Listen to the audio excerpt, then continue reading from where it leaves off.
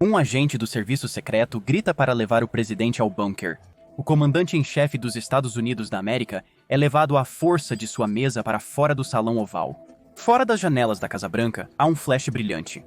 O presidente é conduzido por escadas até um bunker reforçado sob o prédio. A porta à prova de explosão é selada enquanto uma nuvem em forma de cogumelo se ergue sobre Washington, Distrito de Colômbia. Mas e o resto do governo? Os Estados Unidos passaram por várias iterações de um plano do juízo final para garantir que seu governo sobreviva. Os Estados Unidos da América podem salvaguardar sua cadeia de comando e preservar um governo funcional no dia do juízo final? À medida que descobrimos mais detalhes sobre o plano de sobrevivência do governo, fica evidente que há uma grande falha nele. Muitos analistas militares afirmam que o mundo está mais próximo de uma guerra nuclear agora do que em qualquer outro momento desde a Guerra Fria. Isso está diretamente ligado à guerra de Putin na Ucrânia e à falha do exército russo em garantir uma vitória rápida. Quanto mais parece que a Ucrânia será vitoriosa e as forças russas serão esmagadas, mais retórica nuclear Putin começa a vomitar. A Rússia tem aproximadamente 5.977 ogivas nucleares, o maior número de qualquer país do mundo, seguido pelos Estados Unidos com 5.428. Isso implica que ambos os países possuem armas nucleares suficientes para causar o apocalipse e eliminar governos inteiros, se necessário. É a combinação de um líder instável da Rússia com um enorme arsenal nuclear à sua disposição que tem muitos preocupados com o destino do nosso planeta. Também é importante notar que o Reino Unido tem 225 armas nucleares, a França tem 290, a China tem 410, a Índia tem 164, o Paquistão tem 190, a Coreia do Norte tem aproximadamente 30 e Israel pode ter até 90 ogivas nucleares. Logo, o risco de diversos governos lançarem armas nucleares iniciando o dia do juízo final é maior que nunca. No plano do dia do juízo final do governo dos Estados Unidos da América, independente de quem lança armas nucleares, alienígenas invadindo do espaço sideral ou qualquer outro cenário apocalíptico, o esquema para manter o governo seria basicamente o mesmo. Porém, para entendermos o plano de proteção do governo dos Estados Unidos da América contra a destruição, devemos retornar ao passado para conhecer a razão e o modo de sua criação inicial. Isso nos dará uma compreensão melhor de como ele funcionaria hoje, pois boa parte do plano ainda é classificada por razões evidentes. Na presidência de Jimmy Carter, modificaram-se procedimentos de preparação do governo para a guerra nuclear.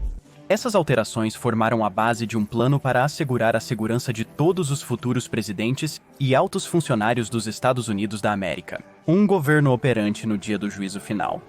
Na maior parte da história, governos não precisavam se preparar para o dia do juízo final, pois não havia armas de destruição em massa que poderiam destruir cidades. Não foi até a primeira bomba nuclear ser desenvolvida nos Estados Unidos, como resultado do Projeto Manhattan, que esse aspecto sombrio da guerra se tornou uma realidade. Uma vez que os Estados Unidos, a União Soviética e várias outras nações criaram armas nucleares, a destruição de capitais inteiras e dos governos nelas se tornou um problema muito real. A Guerra Fria levou Jimmy Carter e seus conselheiros a pensar muito sobre o que aconteceria se a União Soviética iniciasse um intercâmbio nuclear e como o governo continuaria a operar após um ataque catastrófico aos Estados Unidos. Ray Derby, que futuramente lideraria o governo dos Estados Unidos da América, criou as bases de um plano de sobrevivência para o dia do juízo final. Durante a Guerra Fria, Derby subiu nas fileiras do governo. Ele eventualmente se tornou o especialista de referência em preparação para emergências e resposta a desastres nos Estados Unidos. No começo de sua carreira, Derby implementou exercícios de evacuação de não combatentes em países da Organização do Tratado do Atlântico Norte e treinou os supervisores desses exercícios na sua ausência. De volta aos Estados Unidos da América, Derby liderou várias forças-tarefa governamentais sobre defesa civil contra acidentes nucleares, biológicos e químicos. Em 1977, quando Jimmy Carter tomou posse, Ray Derby liderava o escritório de operações da Virgínia Ocidental na Agência Federal de Preparação da Administração de Serviços Gerais. Foi alguns anos depois que o Plano de Emergência Federal D exigiu que cada agência criasse, desenvolvesse e implementasse suas próprias contingências do dia do juízo final. Isso envolvia a criação de instalações subterrâneas e bunkers para que os departamentos continuassem suas operações. A Agência Federal de Proteção encarregou Ray Derby de avaliar os planos e instalações de cada departamento para garantir que eles fossem adequados para operações de emergência. Derby descobriu que poucos levaram a tarefa a sério e, se o governo dos Estados Unidos da América tivesse que sobreviver a um cenário apocalíptico, havia pouca esperança de que a maioria dos ramos do governo resistisse. Derby percebeu que a maioria das agências raramente fazia exercícios do Plano D e várias nem sequer divulgaram os procedimentos de emergência aos funcionários. Os registros vitais não eram preservados de forma segura, nem preparados para resistir a um grande ataque ao país. A última vez que várias dessas agências governamentais consideraram sobreviver a uma guerra nuclear foi na crise dos mísseis de Cuba, mais de 15 anos atrás, em 1962. Na maior parte, o governo dos Estados Unidos da América via seu enorme arsenal de armas nucleares como sua principal forma de dissuasão estratégica e dava muito pouca atenção à defesa civil se o pior acontecesse. Isso significava que o governo havia gasto bilhões e bilhões de dólares dos contribuintes para atualizar seu dissuasor nuclear, mas fez muito pouco para proteger a população e o governo de um ataque se uma guerra nuclear alguma vez estourasse. O que Derby descobriu foi que não havia necessariamente falta de financiamento para o Plano D, apenas não estava sendo implementado da maneira correta. O público americano buscava um programa de defesa civil para enfrentar a tempestade do fim do mundo, presumindo que o governo estivesse controlando tudo. Na verdade, a proteção era basicamente um grande arsenal nuclear, sem uma reflexão real sobre auxiliar a população em geral. Na década de 1970, a retórica de aniquilação nuclear diminuiu e o povo americano e seus órgãos governamentais tornaram-se complacentes. Assumiu-se que alguém cuidava dos planos para a verdade, nada estava sendo feito. Uma vez no cargo, Jimmy Carter descobriu que, gastando menos de 100 milhões de dólares, isso contrastava bastante com os 30 bilhões de dólares que os Estados Unidos da América gastavam por ano na atualização do seu arsenal nuclear. O fim do mundo, porém,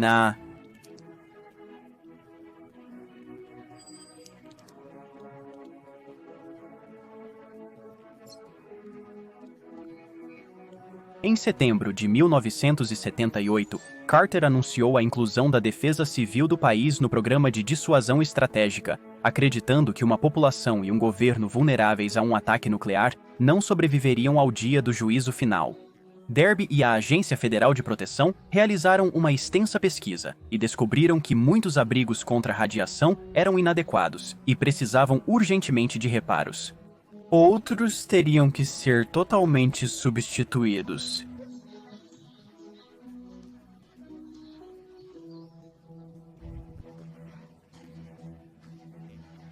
Não havia absolutamente nenhum plano federal sobre como evacuar um grande número de pessoas em caso de ataque, e até mesmo o próprio exército não havia implementado procedimentos para proteger seus soldados e oficiais de uma ameaça nuclear em grande escala. A conclusão é que, em caso de um evento apocalíptico, o governo dos Estados Unidos da América e seus cidadãos provavelmente não sobreviveriam. Isso resultou em uma nova estratégia e fundamenta o plano de sobrevivência do dia do juízo final que o governo usa atualmente. Carter e sua administração tinham metas ambiciosas.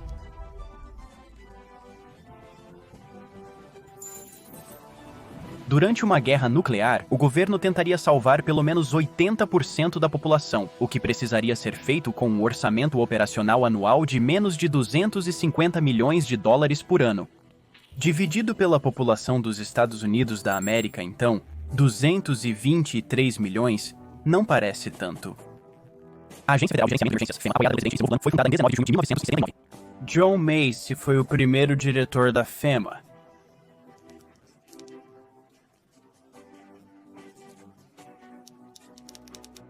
Ele ocupou posições governamentais, incluindo diretor de organização e pessoal para a Comissão de Energia Atômica dos Estados Unidos da América em Los Alamos e presidente da Comissão de Serviço Civil. O presidente Carter deu à FEMA a autoridade para encarregar o Conselho de Segurança Nacional e o Pentágono de ajudar a supervisionar a preparação civil do país. Para Ray Derby, isso foi um sonho que se tornou realidade. A FEMA assumiria os aspectos subfinanciados do Plano de Proteção Federal e aumentaria as chances da população e do governo sobreviverem a um evento apocalíptico. Derby foi designado pela FEMA para gerir uma instalação especial em Mount Weather, Virgínia. Este local seria uma instalação de abrigo nuclear onde várias organizações governamentais permaneceriam num evento apocalíptico.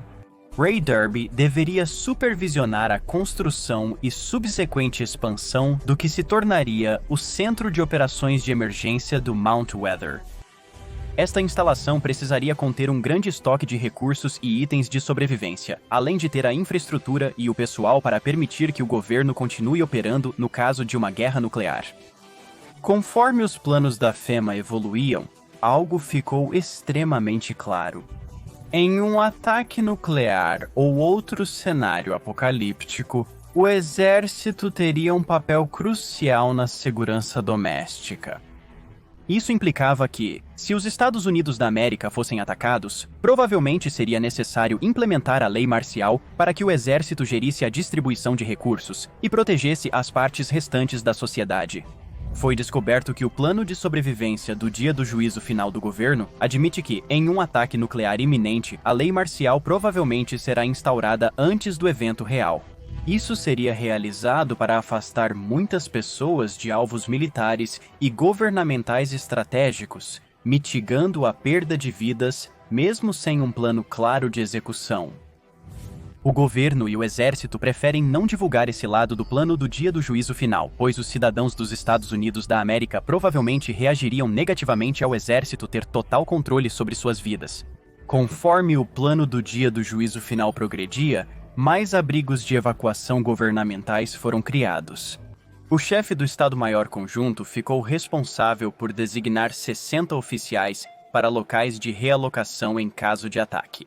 Esses importantes agentes governamentais iriam principalmente para o Centro de Operações de Emergência do Monte Weather, supervisionado por Ray Derby. Porém, existiam outros locais em Hagerstown, Maryland, Martinsburg, West Virginia, na base marinha perto de Quantico, Virgínia, e Front Royal, Virgínia. O Federal Bureau of Investigation seria alojado em Quantico e o Departamento de Estado seria realocado para Front Royal. Então havia Raven Rock. Eventualmente, se tornaria um edifício de 3 andares na lateral da montanha Raven Rock, perto de Blue Ridge Summit, Pensilvânia. Dentro da montanha está o que só pode ser descrito como uma pequena cidade. Existe um corpo de bombeiros, uma delegacia, instalações médicas avançadas e vários refeitórios. Raven Rock tem a capacidade de operar 24 horas por dia, e é um dos locais-chave para os funcionários do governo se migrarem em caso de um cenário de fim do mundo. A instalação começou a se deteriorar na década de 1990 com o fim da Guerra Fria e a redução da ameaça nuclear. No entanto, após os ataques de 11 de setembro, um novo interesse foi depositado em Raven Rock, e desde então tem sido reformado. Desde a administração Carter, muitas mudanças ocorreram, principalmente em tecnologia. O plano do governo para o dia do juízo final pretendia realocar a maioria dos principais funcionários para o Mount Weather de helicóptero. Entretanto, devido à insuficiência de aeronaves do Exército e da Força Aérea, muitos teriam que encontrar seu próprio caminho para o bunker. Havia também o fato de que não estava exatamente claro se os sistemas de comunicação no Mount Weather seriam capazes de resistir a um ataque nuclear. Obviamente, isso não era o ideal, mas o plano de emergência federal D ainda estava em sua infância. Havia também a questão de descobrir como lançar um contra-ataque em caso de ataque nuclear. Somente o presidente e o vice-presidente possuíam as maletas de emergência, chamadas informalmente de futeboys nucleares. Era uma preocupação real para os militares saber que, se tanto o presidente quanto o VP estivessem incapacitados, ninguém mais no governo tinha os códigos para lançar o próprio arsenal nuclear dos Estados Unidos. Para manter algum tipo de linha de sucessão, nomes de código foram dados a cada indivíduo na lista. Por exemplo, na época, o presidente da Câmara, Thomas P.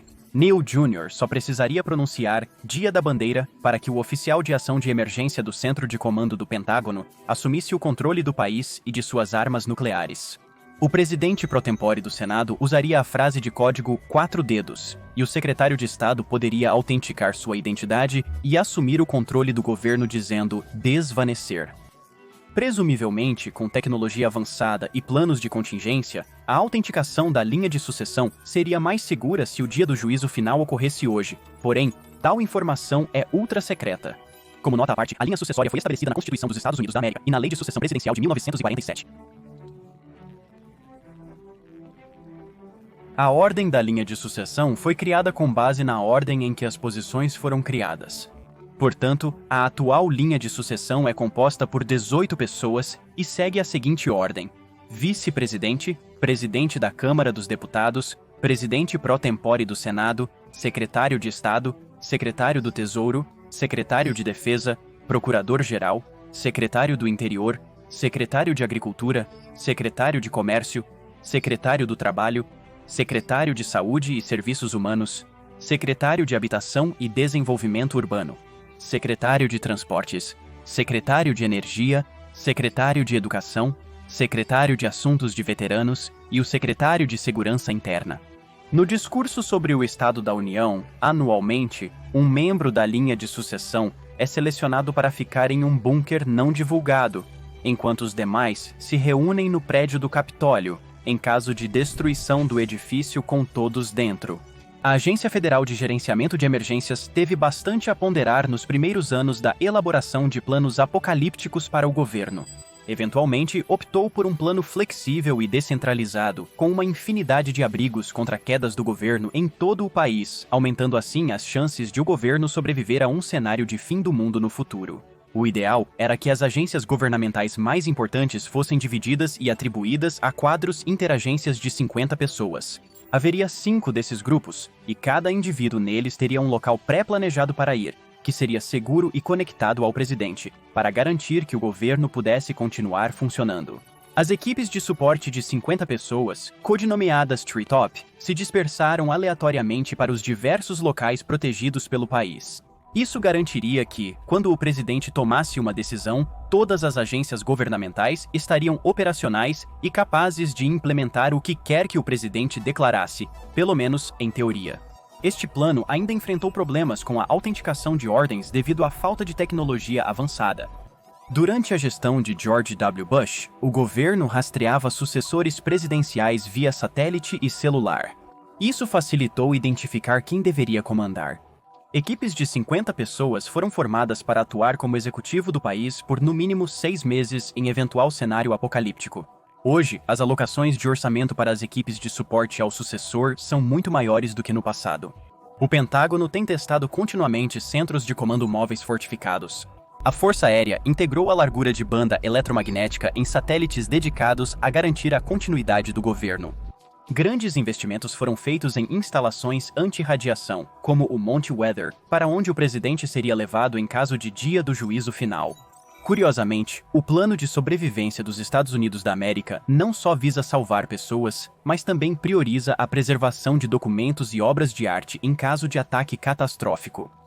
Por exemplo, o Arquivo Nacional foi encarregado de garantir o grupo de documentos da liberdade, antes de tudo, que consiste na Declaração de Independência, na Constituição dos Estados Unidos da América e na Carta de Direitos. E embora muitas pessoas importantes no governo não tenham transporte para seus bunkers, esses documentos têm um helicóptero especial para levá-los ao Monte Weather, a fim de preservar o legado dos Estados Unidos.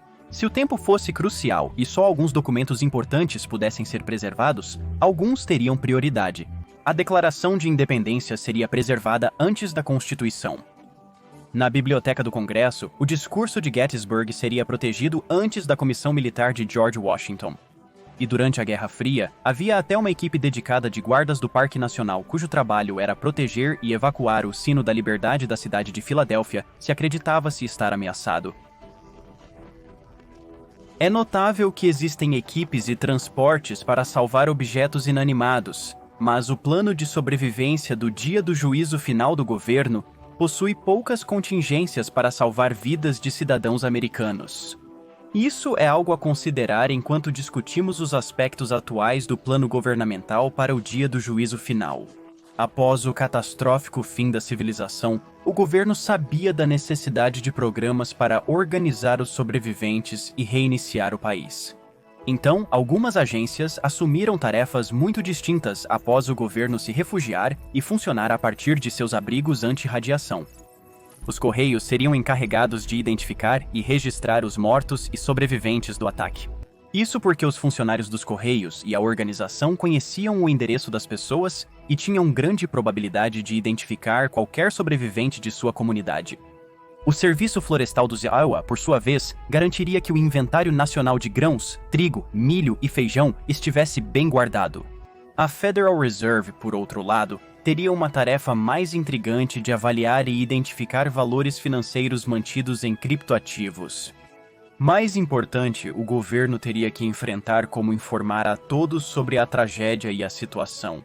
Como muitos já sabem, havia um sistema de transmissão pública chamado CONELRAD, substituído por outro, que alertaria a população sobre o estado do mundo, começando com a frase "Você, o sobrevivente". O sistema alertaria sobre os sobreviventes e como interagir, acessar suprimentos e seguir as instruções de evacuação para a segurança dos sobreviventes em caso de ataque nuclear. É um plano que continua sendo testado e atualizado, refletindo a contínua preocupação com a segurança nacional e sobrevivência.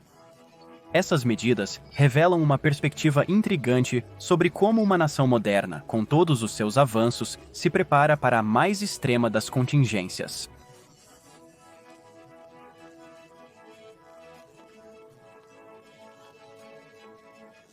E, por mais perturbador que pareça, foi dito à Receita Federal que, mesmo após o apocalipse, eles ainda estariam coletando impostos. Acreditava-se que, mesmo após uma guerra nuclear, o governo precisaria de fundos para se reconstruir e travar sua própria guerra contra o agressor.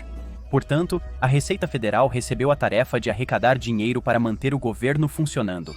O Federal Reserve construiu um bunker inteiro em Mount Pony, Virgínia, onde 2 bilhões de dólares em dinheiro foram guardados como fundo de emergência. Acreditava-se que isso seria suficiente para manter a economia funcionando por aproximadamente 18 meses. Aos 18 meses, os Estados Unidos provavelmente seriam capazes de começar a imprimir moeda novamente. Curiosamente, uma grande proporção do capital mantido neste fundo de emergência está em notas de 2 dólares. Isso ocorre porque, na década de 1970, quando a denominação foi introduzida ao público pela primeira vez, o governo descobriu rapidamente que as pessoas não queriam usá-las. O Tesouro dos Estados Unidos da América, ao invés de destruir a moeda, guardou todas as notas de 2 dólares encontradas em um bunker protegido para financiar a economia após uma guerra nuclear. Partes do plano original de sobrevivência ao dia do juízo final persistem hoje, mas sofreram alterações conforme o país se desenvolveu e a tecnologia progrediu.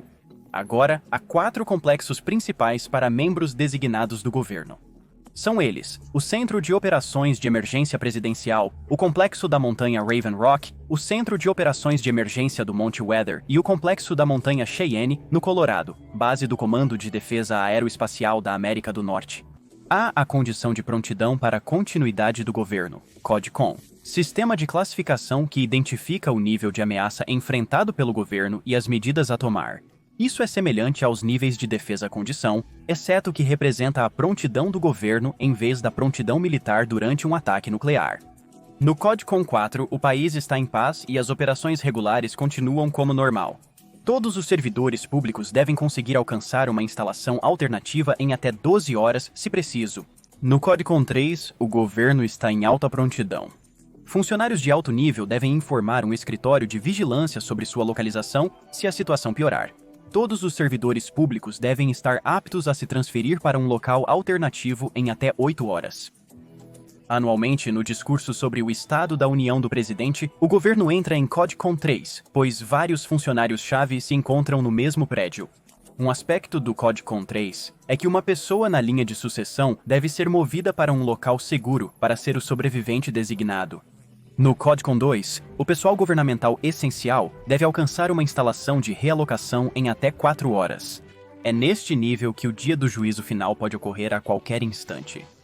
No CODCOM 1, todos devem se realocar imediatamente para seus locais secundários. Os planos de contingência requerem que todas as agências se dividam em 3 grupos, equipe A, B e C. A equipe A se muda para bunkers perto de sua instalação de trabalho. Alguns se encontram sob o edifício. A equipe B se muda para o Monte Weather ou outro abrigo antinuclear próximo. A equipe C se realoca para um local não divulgado mais distante, caso as equipes A e B não consigam desempenhar suas funções ou a comunicação seja perdida. O presidente está em uma posição única porque ele tem várias opções se o dia do juízo final ocorrer. Ele poderia ser protegido em um bunker na Casa Branca a qualquer momento. Depois, existe o Centro de Operações de Emergência do Mount Weather, onde, se houvesse tempo, o presidente poderia ser levado no Marine One para comandar o país de dentro da montanha. Vários presidentes e alguns funcionários do governo afirmaram que preferem ficar em seus cargos e afundar com o navio. O presidente poderia continuar dando ordens até uma explosão nuclear atingir a Casa Branca. No entanto, um lugar ainda mais seguro do que os inúmeros bunkers ao redor do país poderia ser no céu.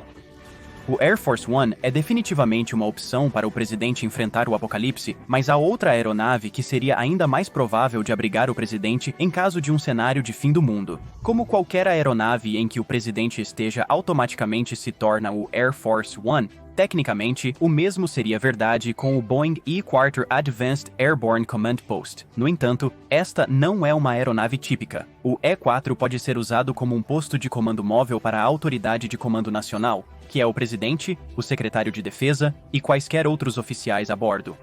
Quando em uso, esta aeronave é conhecida como o Centro Nacional de Operações Aéreas. É vantajoso ter o presidente e conselheiros a bordo do avião. Por um lado, todo o país pode ser administrado a 10.693,08 metros acima do solo. A aeronave pode ser reabastecida em voo, permitindo que o avião não pouse até a comida e água a bordo acabarem. E como uma enorme quantidade de suprimentos é constantemente armazenada a bordo da aeronave, o E-4 pode permanecer no ar por semanas a fio. Esse local seria mais seguro que qualquer um no chão se bombas nucleares caíssem do céu. O plano do dia do juízo final do governo, modificado e expandido ao longo do tempo, sugere que há uma boa chance de o governo sobreviver a tal evento. No entanto, vale a pena notar que, como não há planos reais para ajudar o público em geral a sobreviver a um ataque de ogivas nucleares ou qualquer outro evento apocalíptico, não está totalmente claro quem o governo irá supervisionar. Enquanto funcionários governamentais estão em bunkers ou fortalezas voadoras, o caos se instala nos Estados Unidos. O exército, embora possa ser convocado para manter a ordem e ajudar, terá pouco impacto se bombas nucleares caírem do céu.